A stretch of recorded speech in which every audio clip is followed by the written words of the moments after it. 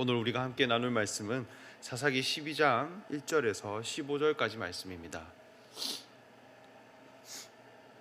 사사기 12장 1절에서 15절까지 말씀입니다. 네, 다 찾으신 줄로 알고 저와 여러분이 함께 봉독하시겠습니다. 에브라임 사람들이 모여 북쪽으로 가서 입다에게 이르되 내가 암몬 자손과 싸우러 건너갈 때에 어찌하여 우리를 불러 너와 함께 가게 하지 아니하였느냐. 우리가 반드시 너와 내 집을 불사르리라 하니 입다가 그들에게 이르되 나와 내 백성이 암몬 자손과 크게 싸울 때에 내가 너희를 부르되 너희가 나를 그들의 손에서 구원하지 아니한 고로 나는 너희가 도와주지 아니한 것을 보고 내 목숨을 돌보지 아니하고 건너가서 암몬 자손을 쳤더니 여호와께서 그들을 내 손에 넘겨주셨거늘 너희가 어찌하여 오늘 내게 올라와서 나와 더불어 싸우고자 하느냐 하니라. 입다가 길르앗 사람을 다 모으고 에브라임과 싸웠으며 길르앗 사람들이 에브라임을 쳐서 무찔렀으니 이는 에브라임의 말이 너희 길르앗 사람은 본래 에브라임에서 도망한 자로서 에브라임과 므낫세 중에 있다 하였음이라.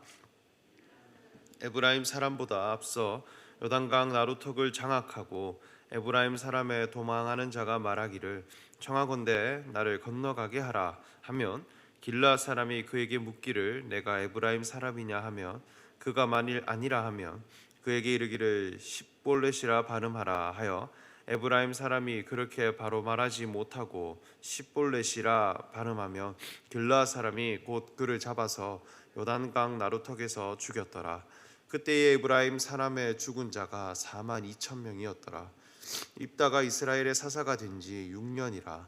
길르앗 사람 입다가 죽음에 길르앗에 있는 그의 성읍에 장사되었더라. 뒤를 이어 베들레헴의 입산이 이스라엘의 사사가 되었더라.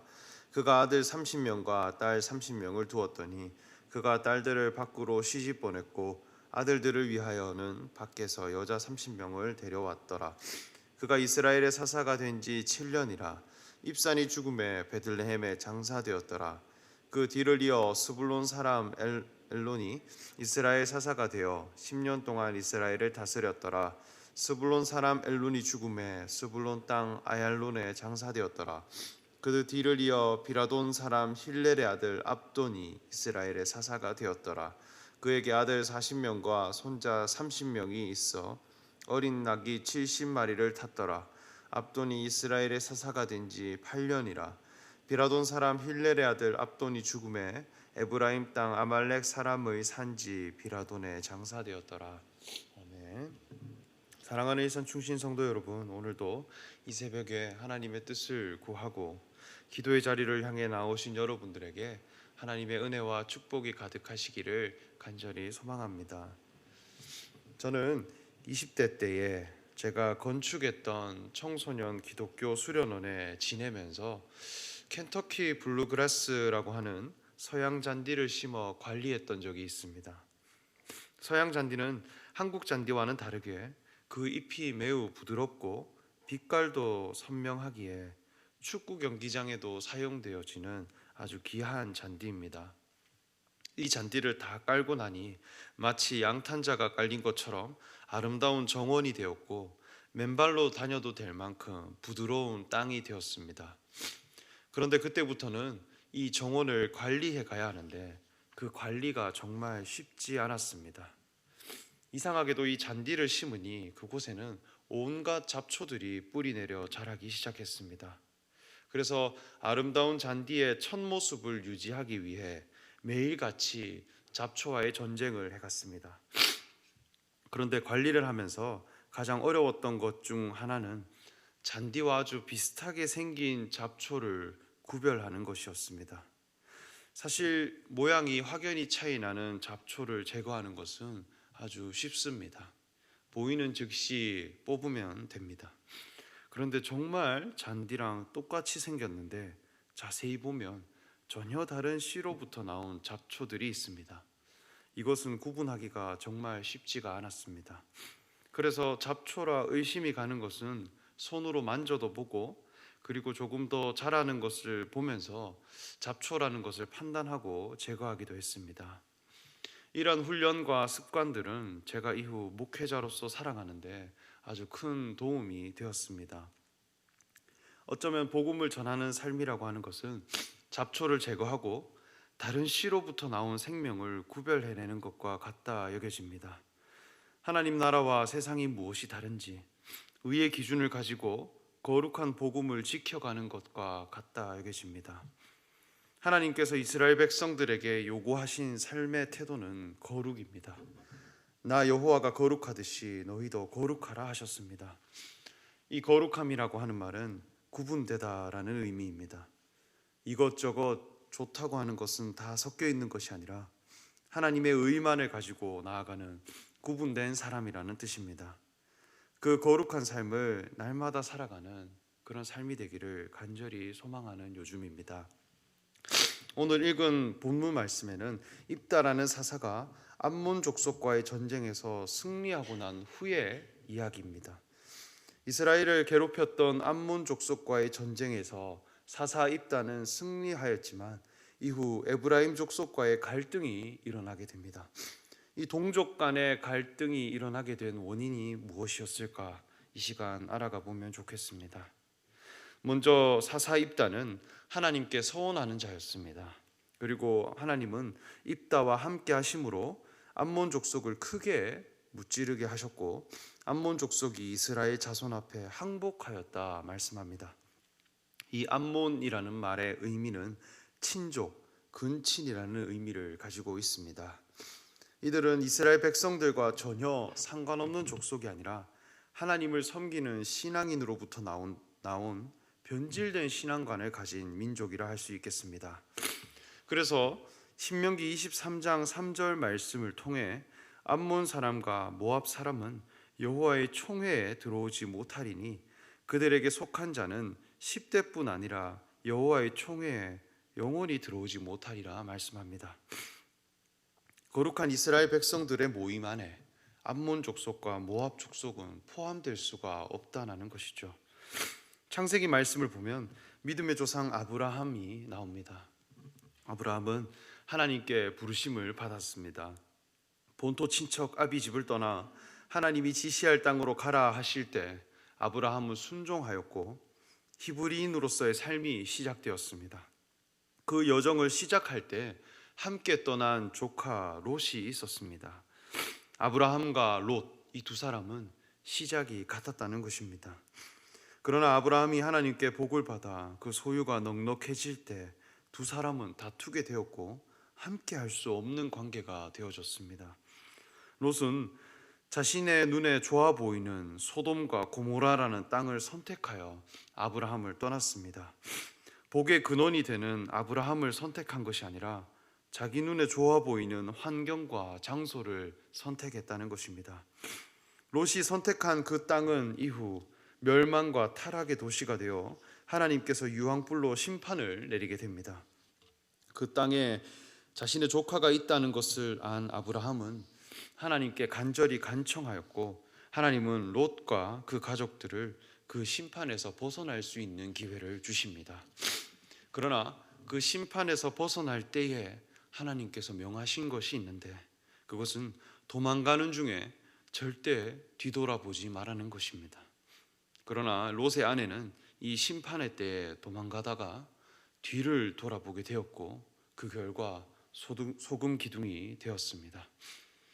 아내를 잃은 롯은 자신의 두 딸과 함께 소알성을 지나 동굴에 숨어 살아가는 처지가 됩니다.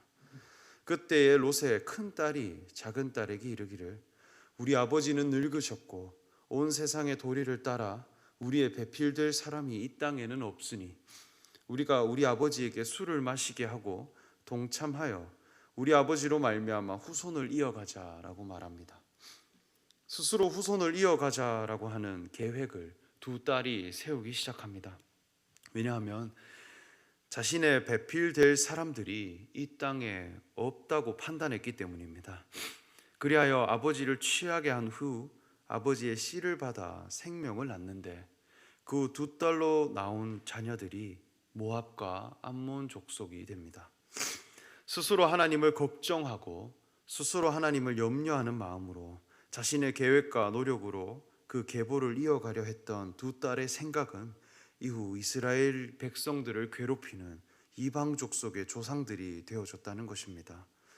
사실 이 두 딸은 하나님께서 믿음의 조상 아브라함과 사라에게 이삭이라는 생명을 허락하시고 그 아들 야곱을 통해 12지파라는 거룩한 신앙 공동체를 이루어 가실 계획을 알지 못했습니다.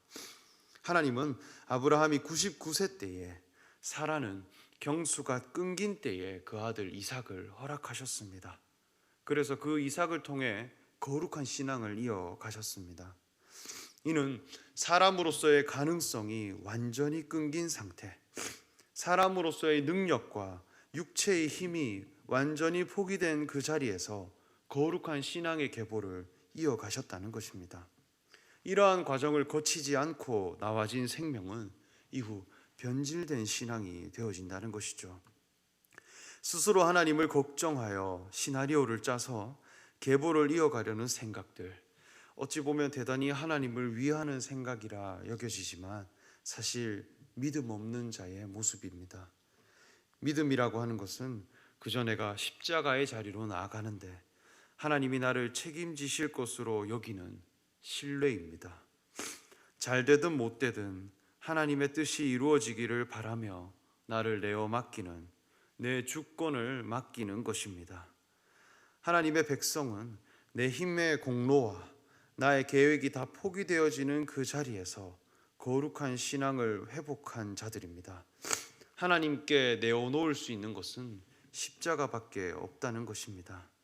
그렇기에 스스로 하나님을 걱정함으로 자신의 노력으로 나아오려는 암몬의 신앙과는 여호와의 총회에 영원히 들어오지 못하게 하라는 것이죠. 하나님을 위한다는 이 마음, 사실 구분하기가 굉장히 어렵습니다. 얼핏 보면 믿음과 아주 비슷하게 보이기 때문입니다. 그러나 하나님을 걱정하고 위하는 마음보다 더 중요한 것은 하나님께서 내게 요구하시는 자리에 내가 있느냐는 것입니다. 내가 하나님 앞에 드릴 십자가가 있느냐, 나의 죽음이 있느냐, 그 십자가의 자리에서 회복된 사람은 이 암몬 족속의 생각들을 구별해서 승리할 수 있다는 것입니다. 그러나 이러한 암몬 족속을 입다가 승리하고 돌아왔을 때 동족인 에브라임 사람들은 시비를 걸기 시작합니다.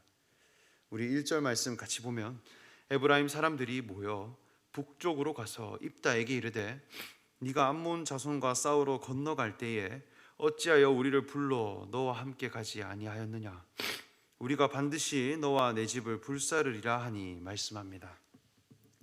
에브라임 사람들은 입다에게 암몬 족속과의 전쟁에서 왜 우리를 부르지 않았느냐, 그리고 입다가 속한 그 므낫세 족속들의 집을 우리가 불러 심판하겠다 말합니다. 이 에브라임과 므낫세 족속은 요셉의 두 아들로부터 나온 족속인데 야곱의 축복은 에브라임이 받았다 했습니다. 그렇기에 에브라임 족속은 므낫세 족속에 대해 상당히 무시하는 경향이 있고 우리는 축복받은 족속이라 하는 신앙의 자부심이 있는 자들입니다. 그런데 므낫세 족속이 이방 족속을 무찌르고 승리했다라는 소식을 들으니 이들은 승리에 대한 이 공로에 대해 질투하는 마음으로 이 므낫세 사람들을 대해갑니다. 자신의 형제들이, 같은 민족들이 이방 족속과의 전쟁에서 승리하고 돌아왔는데 축하하고 기뻐하고 이것은 하나님의 승리로 영광을 돌리지 못할 망정 자신들이 그 심판의 권한을 가진 사람으로 므낫세 족속 앞으로 찾아왔다는 것입니다. 그러나 입다는 그들에게 이르기를 나와 내 백성이 암몬 자손과 크게 싸울 때에 내가 너희를 부르되 너희가 나를 그들의 손에서 구원하지 아니한 고로 나는 너희가 도와주지 아니한 것을 보고 내 목숨을 돌보지 아니하고 건너가서 암몬 자손을 쳤더니 여호와께서 그들을 내 손에 넘겨주셨거늘 너희가 어찌하여 오늘 내게 올라와서 나와 더불어 싸우고자 하느냐 하니라 말씀했습니다. 암몬 족속과의 전쟁을 입다가 준비할 때 에브라임 족속에게 도와달라, 함께 싸워달라, 이 전쟁에 참여해 달라 요청했지만 에브라임 족속이 이를 듣지 않았다는 것입니다. 입다의 요청을 에브라임 족속은 귀담아 듣지 않았고 이것을 중요한 일로 여기지 않았다는 것이죠. 결국 입다는 여호와 하나님을 힘입어 내가 승리했지 않느냐 말합니다. 한마디로 너희들의 모습은 지금 적반하장이라 말하는 것입니다. 지금 에브라임 족속들이 가진 문제가 무엇이냐 할 때 아군과 적군을 구분하지를 못한다는 것입니다. 나라를 지키는 군인에게 있어서 이 훈련을 할 때 가장 위험한 사람이 누구냐면 피하 식별을 하지 못하는 사람입니다. 아군과 적군을 구분할 수 있는 기준을 알지 못하는 사람은 언젠가는 부대 안에서 큰 사고와 갈등을 일으킵니다. 에브라임 족속 역시 마찬가지입니다. 자신의 힘과 능력과 자신의 계획으로 하나님을 섬기려 하는 암몬 족속의 신앙관을 구별하지 못하고 이 족속을 무찔러야겠다라는 생각을 하지 못했다는 것입니다. 자신들이 축복받은 족속이라 하는 자존심만 있을 뿐 이방 족속을 구별해내는 거룩함의 기준이 없었기에 비슷해 보이는 친족이라는 이름을 가진 암몬을 볼 때 그저 외면했다는 것입니다. 지금 이 전쟁이 중요하게 여겨지지 않았다는 것이죠. 이것은 마치 위조 지폐를 보고 속아 넘어간 것과 같습니다. 정말 거룩한 신앙을 가진 자라면 이방 족속을 볼 때 내쫓고 싶은 마음이 생깁니다. 하나님의 의와 상관없는 가치관이 접근할 때는 전쟁을 하고 싶은 마음이 생겨난다는 것이죠. 지금 누구의 편을 들어야 할 것인가? 나의 형제가 암몬이라는 가치관과 전쟁을 앞두고 있는데 외면했다는 것입니다. 그러나 입다는 암몬 족속을 무찔러야겠다는 생각을 했고 여호와께 자신이 서원하면서까지 그 족속과의 전쟁에 담대히 나아간 사람입니다. 여호와 하나님이 그곳에 함께 하셔서 승리하였고 암몬 족속의 항복을 얻어냈으면 이것은 하나님께서 하신 일이다. 우리가 돕지 못한 것에 대해 부끄러움을 느끼고 얼른 낮은 자의 모습으로 입다에게 나아가 그들에게 합류해야 합니다. 그러나 이들은 오히려 입다를 심판하려고 하는 그 심판의 고난을 자신들에게 있다 여기는 것, 이것은 지금 전혀 상황 파악을 하지 못하고 있는 교만한 자의 모습이라 할 수 있겠습니다. 먼저 축복을 받았다 할지라도 나중된 자가 먼저 되게 하시는 분이 하나님이십니다. 그렇게 거룩한 신앙을 가진 자가 나타났을 때 그에게 합류해야 합니다. 그에게 배우고 그와 같은 안목을 가진 사람이 되기를 간절히 바라고 돌이키고 나아가면 나도 하나님의 승리에 함께 할 수 있는 사람이 됩니다. 이 의의 전쟁의 승리에 함께 동참할 수 있는 사람이 되어집니다. 그러나 이 에브라임은 그 하나님의 섭리를 인정하지 않았습니다. 이후 이들은 므낫세 족속에게 큰 심판을 받게 됩니다. 있는 것마저 빼앗기게 되는 상황에 처해집니다. 우리에게서 이 암몬 족속의 생각이 제거되고 오직 십자가로 승리하신 예수 그리스도, 그리고 십자가에서 우리를 구원하신다라고 하는 이 거룩한 신앙의 기준을 날마다 지켜가는 성도님들이 되시기를 간절히 소망합니다. 나중된 자를 승리케 하시고 때로는 거룩한 신앙을 가진 자로 누군가를 드러나게 했을 때 그를 높이 칭송하고 그에게 하나님이 함께 하심을 믿고 높이 들어 올릴 때 우리는 암몬 족속과의 전쟁에서 참되게 승리할 수 있는 거룩한 신앙 공동체가 되어질 것이다 확신하며 말씀을 함께 나눕니다. 함께 기도하시겠습니다. 하나님 감사합니다. 가나안 땅에 들어가 여호와 하나님의 의를 가지고 암몬 족속에게 승리한 입다의 모습이 내 삶의 모습이 되기를 원합니다. 우리에게서 하나님의 거룩한 뜻을 분별할 수 있는 지혜를 허락하시고 내 힘과 능력과 계획이 아니라 십자가에 나의 죽음을 내어놓는데 하나님의 은혜로 거룩한 신앙이 회복되어지는 이 과정을 분명하게 거쳐가는 자들이 되게 하여 주시옵소서. 먼저 된 자를 나중되게 하시고 나중된 자를 먼저 되게 하시는 하나님의 섭리에 우리가 겸손하게 엎드려 이 거룩한 신앙에 합류해 갈 수 있는 그런 자들이 되게 하여 주시옵소서. 감사드리며 예수님의 이름으로 기도합니다.